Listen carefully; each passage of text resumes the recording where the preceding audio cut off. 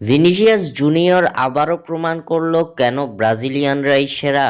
Kylian এমবাপ্পের injury নিয়ে মাঠ ছাড়ার পর দল যখন চিন্তায় পড়ে গিয়েছিল, ঠিক তখনই ইনজুরি থেকে ফিরে রিয়াল মাদ্রিদকে বাঁচালেন ব্রাজিলিয়ান তারকা ভিনিসিয়াস জুনিয়র। গোল করে দলকে জয়ের নেপথ্যে নেওয়ার পাশাপাশি সতীর্থের গোলে অবদান রেখেছেন ব্রাজিলিয়ান এই সুপারস্টার। ইউএফা চ্যাম্পিয়ন্স লিগের ম্যাচে গত রাতে আটলান্টাকে ৩-২ গোলে হারিয়েছে রিয়াল মাদ্রিদ। ম্যাচে রিয়াল মাদ্রিদ গোলের দেখা পায় কিলিয়ান এমবাপ্পের হাত ধরে।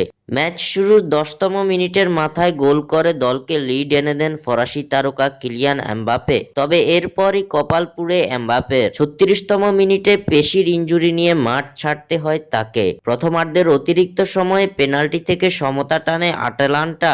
১-১ গোলের সমতায় প্রথমার্ধ শেষ হওয়া ম্যাচে রিয়াল মাদ্রিদের সামনে যখন ঘুরছিল আরও এক হারের শঙ্কা, ঠিক তখনই দ্বিতীয়ার্ধে দলকে লিড এনে দেন ব্রাজিলিয়ান তারকা ভিনিসিয়াস জুনিয়র। ম্যাচের ৫৬তম মিনিটে নজরকাড়া এক গোল করে রিয়ালকে লিড এনে দেন ভিনিসিয়াস। এর ঠিক ২ মিনিট বাদেই আবারও নিজের জাদু দেখান ভিনিসিয়াস জুনিয়র। ৫৯তম মিনিটে জুড বেলিংহামকে দিয়ে গোল করিয়েছেন এই ব্রাজিলিয়ান, যার ফলে ৩-১ গোলে এগিয়ে যায় লস ব্ল্যাঙ্কোসরা। এরপর ৫৬তম মিনিটে আরও এক গোল হজম করলেও শেষ পর্যন্ত ১ গোলের লিড ধরে রেখে জয় ছিনিয়ে আনে রিয়াল মাদ্রিদ। স্বাক্ষর থেকে সাদবিন ইসলাম।